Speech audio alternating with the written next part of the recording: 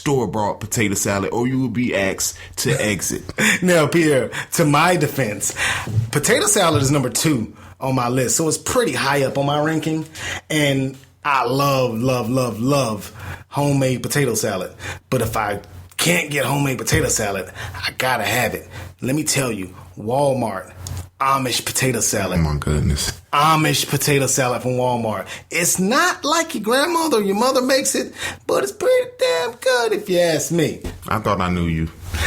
But I love potato salad so much. I thought I knew you. I love potato salad so much that I have to, like, if I'm eating, let's say I get, I'm black. I mean, I like fried chicken. I mean, it's not a mystery that black people like fried chicken. A lot of people like fried chicken as well, but black people like fried chicken.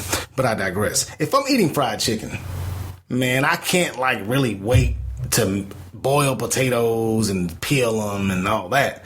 So I just go to Walmart and get some Amish potato salad. It's not the best, but it's not the worst. But I'll let you continue your top 5 because I had to stop you because I felt a certain way.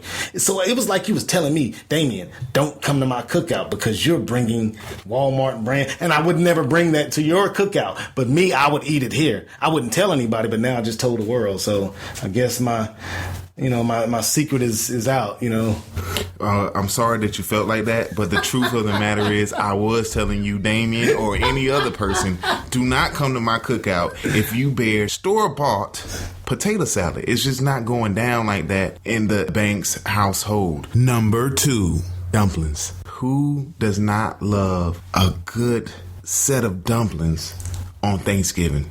I mean, how can you have a Thanksgiving without dumplings? I remember being a little boy and my mom, rolling out the bread, putting the chicken in there, folding it over, and I don't know what type of sauce that is in the dumplings. I don't know. But whatever it is phenomenal. And dumplings are something that you don't get but about twice a year. You get Thanksgiving, which is the topic of discussion, and then Christmas. So dumplings ranked high on my list just for the novelty effect and the fact that it's one of the greatest foods that these lips and this tongue have ever tasted on God's green earth. Number 1. I'm going dressing. Dressing. I have to. And the consensus number 1 pick, the Michael Jordan of Thanksgiving side dishes. It may be the Michael Jordan of Thanksgiving side dishes. If you get a good thing, I can eat a whole pan of dressing. And I can take the gravy with it, but if I don't have any gravy to put on it, don't make me no never mind. I can still eat it. It's one of the greatest side dishes of all time. But when you talk Thanksgiving, dressing is what you need to have on your plate at Thanksgiving beside that turkey. And if you want to put the gravy on the stuffing and then move along to the turkey and then put the mashed potatoes all in successive order and just smash that gravy all over it. Yes. Oh my God. It makes me want to go downstairs right now and fix a leftover plate. We are recording, at Banks Boy Studios, which doubles as, a very lovely home. We have 2 separate locations. Durham location, Columbia location. The Durham location is much nicer. Needless to say, I stay in the Columbia location. I beg to differ. I have been to your home, sir, and you have been most gracious, in accepting myself, my wife, into your home. Well, that's only because you didn't bring store-bought potato salad. Ladies and gentlemen, we can go on about, our top 5 Thanksgiving side dishes all day. But right now, man, again, our producer, they're really, telling us we have to take a commercial break. We have to pay some bills. So we'll be back after this to wrap up the show, have one more segment for you guys. We're going to wrap this thing up on the All Things Sports podcast on Spreaker Radio.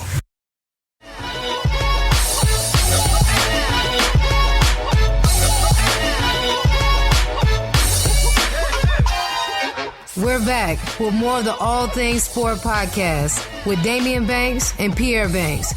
Welcome back to the All Things Sports podcast. Again, I'm Daimeon Banks alongside Pierre Banks. And this is, again, the maiden voyage of the All Things Sports podcast. And for this particular segment, Pierre, we want to introduce, one of your children, one of your babies, one of your ideas. And this segment is called The Omen. It's time for The Omen.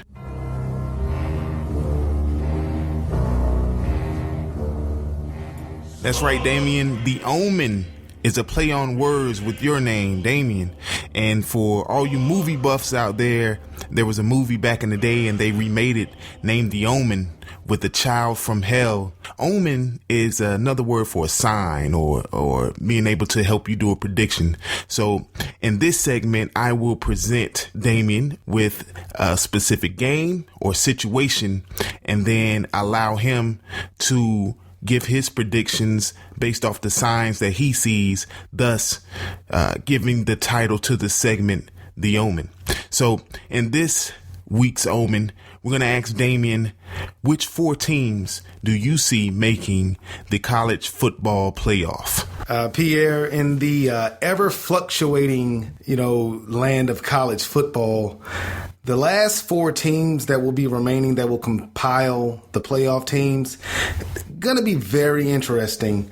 I'm going to start with the top 2. Now, of course, right now, Clemson University is currently ranked number 1. They do have the ACC championship game versus a very worthy opponent, the UNC Tar Heels. I have Clemson winning that game.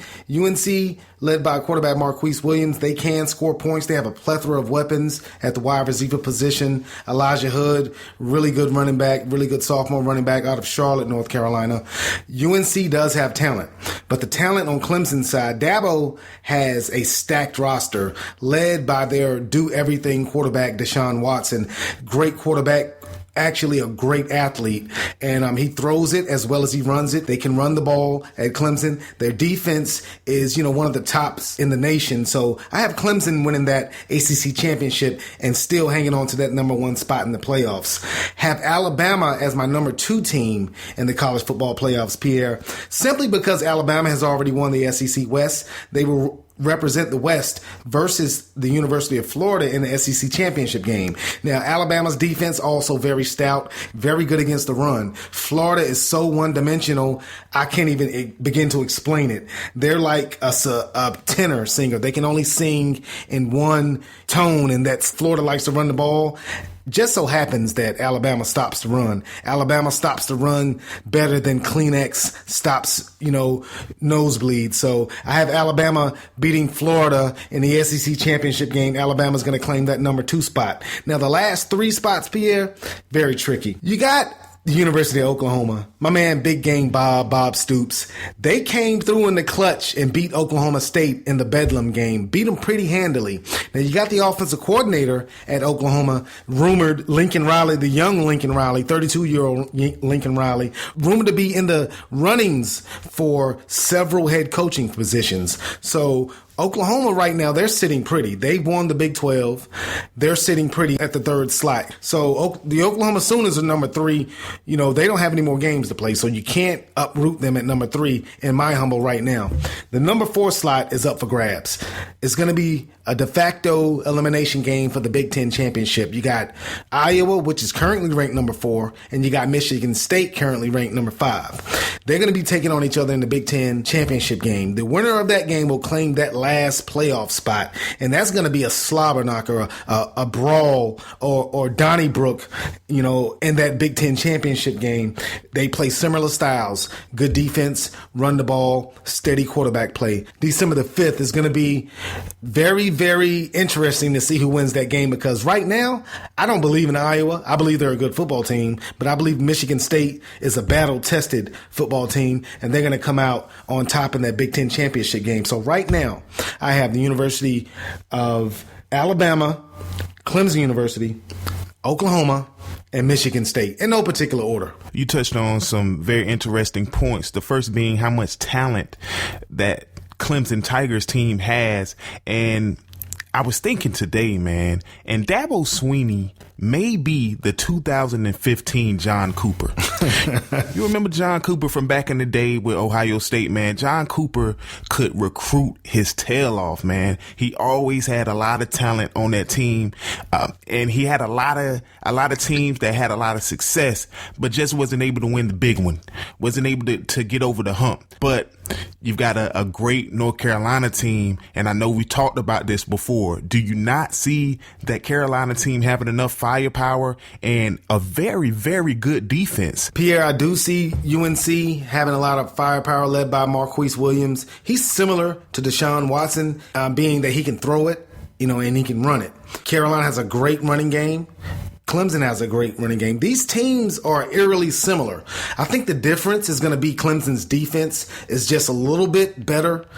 Actually, it's a lot better than UNC's defense. Wow. Clemson's defense, they've replaced 9 starters in their defense from last season's team, and they didn't miss a beat. You can't throw on Clemson whatsoever. That McKenzie kid at cornerback, you can't throw on him. So that's going to either take out, either Quinshot Davis, Mac Hollins, or Ryan Switzer. One of those guys are going to be taken out of the game.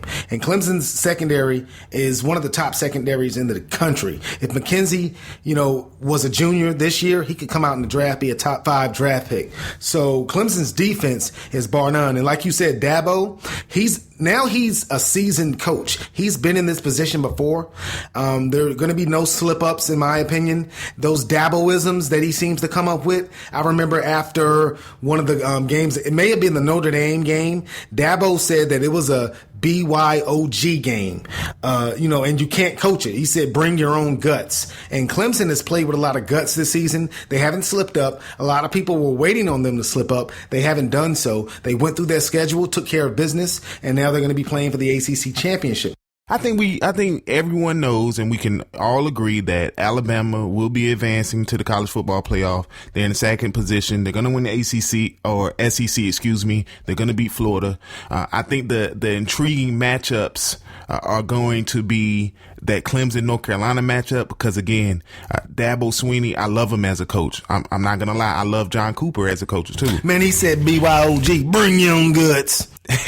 I love that guy as a coach, but can he get over that hump? And I think this is a tricky game for him. I think that, like you said, that Clemson defense, they're good. At times they've looked great, but at times they've looked not so impressive. I mean, gave up a lot of points to the North Carolina State Wolfpack, gave up a decent amount of points, pretty good amount of points to South Carolina.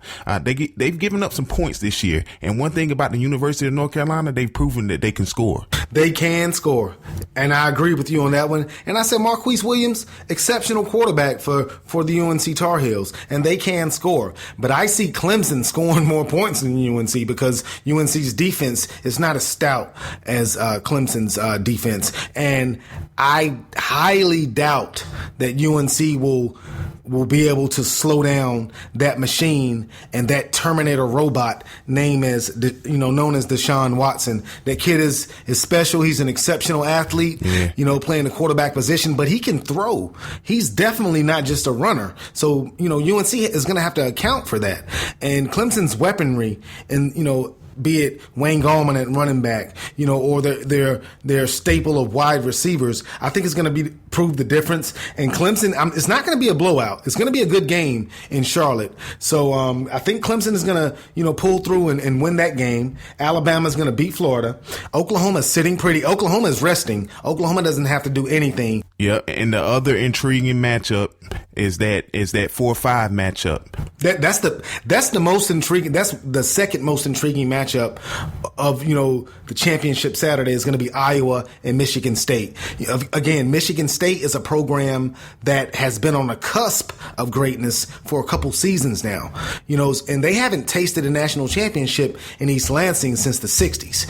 Iowa has some success in this current state of college football, but not on the level of Michigan State. Michigan State has been right there, but they can't get over that Ohio State hump. They got over that hump this season, and they're going to be able to beat Iowa in the Big Ten championship and represent the Big Ten in that college football playoff. Nothing against, the the Hawkeyes in the season that they've had. But let's be honest. They didn't play Ohio State. They didn't play Michigan. They didn't play Michigan State. Those are the 3 top dogs, besides Iowa in the Big Ten Conference. So Iowa didn't have to play those guys this year. Michigan State went into Ohio Stadium. They went in there and they beat the Buckeyes, broke the Buckeyes 20-plus game, winning streak. I mean, it's a lot to be said, for that. And again, I go back to the game Michigan State played against Michigan.